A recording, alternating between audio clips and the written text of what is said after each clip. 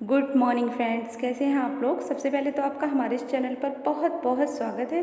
देखिए फ्रेंड्स, इस वीडियो में हम बात करेंगे महत्वपूर्ण और अहम खबरों की, जो कि आपके लिहाज से काफ़ी खास हो सकती हैं, इसलिए लास्ट तक देख लीजिएगा।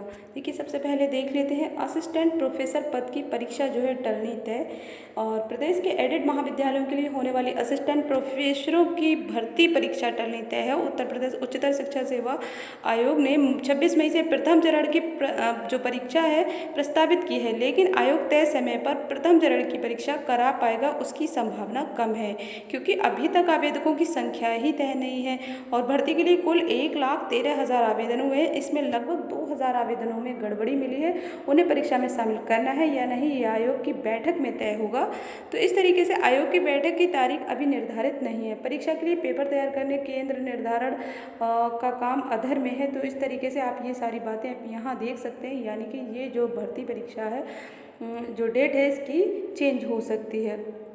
और लिखा है जो है कोरोना संक्रमण का हवाला देते हुए आयोग प्राचार्य पद के अभ्यर्थियों का 13 मई तक प्रस्तावित साक्षात्कार व शैक्षिक दस्तावेजों के सत्यापन का काम पहले ही स्थगित कर चुका है। इसके साथ ही असिस्टेंट प्रोफेसर की भर्ती का काम भी ठंडे बस्ते में डाल दिया गया है। तो आयोग के सचिव डॉक्टर वंदना त्रिपाठी का कहना है कि असिस्टेंट प्रोफेसर पद के लिए आवेदन की प्रक्रिया पूरी हो चुकी है। तो ये सारी खबरें आप यहाँ देख सकते हैं, लेकिन यही है कि परीक्षा का टलना तय है। और ये है खबर, 4 साल से 54 पद की भर्ती जो है लटकी है। आयोग ने मार्च 2017 में वैज्ञानिक अधिकारी के पदों की भर्ती निकाली थी, लेकिन अभी तक पूरी नहीं हो सकी। तो उत्तर प्रदेश लोक सेवा आयोग ने पिछले 2 साल में अधिकतर भर्तियों को तेजी से निस्तारित किया, लेकिन कुछ भर्तियां ऐसी हैं जिसकी ओर आयोग का ध्यान नहीं गया। विधि विज्ञान प्रयोगशाला में वैज्ञानिक अधिकारी की भर्ती 4 साल से लटकी है। आयोग ने मार्च 2017 में वैज्ञानिक अधिकारी की 54 पद की भर्ती निकाली थी, लेकिन वह अभी तक पूरी नहीं हो सकी है। और लिखा है कि प्रयोगशाला में वैज्ञानिक अधिकारी के लिए 17 मार्च से 18 अप्रैल तक आवेदन लिया गया था। इसके तहत भौतिक विज्ञान, रसायन विज्ञान, forensic, light detector, brain mapping, narco analysis आदि अनुभागों के अभ्यर्थियों का जून 2019 में साक्षात्कार लेकर परिणाम जारी किया गया, लेकिन चयनितों को अभी तक नियुक्ति नहीं मिली। वे आयोग का चक्कर काट रहे हैं। वहीं जीव विज्ञान व कंप्यूटर फॉरेंसिक अनुभाग के अभ्यर्थियों का साक्षात्कार भी नहीं लिया गया है। तो अभ्यर्थियों ने RTI के जरिए आयोग से भर्ती रुकने का कारण जानना चाहा, तब आयोग की ओर से बताया गया कि अभी पदों की स्थिति तय नहीं है, इससे भर्ती पूरी नहीं की जा रही है। अभ्यर्थियों का दावा है कि सुप्रीम कोर्ट ने फॉरेंसिक भर्तियों को जल्द पूरी करने का आदेश दिया, लेकिन उसके अनुरूप कार्यवाही नहीं हो रही है। तो ये सारी बातें हैं, यानी कि भर्तियां जो है इस तरीके से लटकी रहती हैं लंबे टाइम तक। इसी तरीके से LT ग्रेड की भर्ती हो गई है, वो भी लंबे टाइम से लटकी हुई है और आयोग उस पर भी ध्यान नहीं दे रहा है। कहीं ना कहीं ये सुस्त रवैया बहुत बेकार है, क्योंकि ये गलत है। और जहाँ इतने अभ्यर्थी इतना इंतज़ार कर रहे हैं, लगातार प्रयास भी जारी हैं, और फिर भी कुछ सुना नहीं जा रहा है। तो कहीं ना कहीं हम लोगों को शासन का ही सहारा लेना होगा। सरकार ऊपर से दबाव पड़ेगा तभी कुछ हो सकता है, वरना ये लोग तो बस सुस्त ही हैं ही। सॉफ्ट कॉपी में एक त्रुटि सुधार है, वो नहीं हो पा रहा है। यहाँ देखिए आप, ये लोग 4 साल से इंतज़ार कर रहे हैं। इसी तरीके से हम लोगों की भर्ती भी ना उलझ कर रह जाए, इसलिए बहुत ज़्यादा एक्टिव रहने की ज़रूरत है, बहुत तेज़ आवाज़ करने की ज़रूरत है। चुप बैठकर इंतज़ार करने से कुछ हासिल नहीं होगा। जुलाई का इंतज़ार कर रहे हैं तो जुलाई में ऐसी ज्वाइनिंग नहीं होगी तब तक, जब तक कि पोर्टल ना खुल जाए, काउंसलिंग स्टार्ट ना हो जाए। ये सब तभी होगा जब सभी लोग एकजुट होंगे। सब लोग अलग अलग बैठे हैं। कुछ लोग तो ऐसे हैं बिल्कुल अलग हो गए, टीट अभियान से भी अलग हो चुके हैं। वो चाह रहे हैं कि अरे जुलाई में हो जाएगी ज्वाइनिंग, ऐसे ही बस बैठकर इंतज़ार करो। तो ये मैं आपको बता दूं कि फालतू की भ्रम है, और इस भ्रम से निकलें, थोड़ी आवाज़ उठाएं, सब लोग एकजुटता दिखाएं। एकता में शक्ति बहुत होती है। बस यही है कि आवाज़ उठाइए, तभी सुनी जाएगी, वरना चुप रहने से कुछ नहीं हासिल होगा।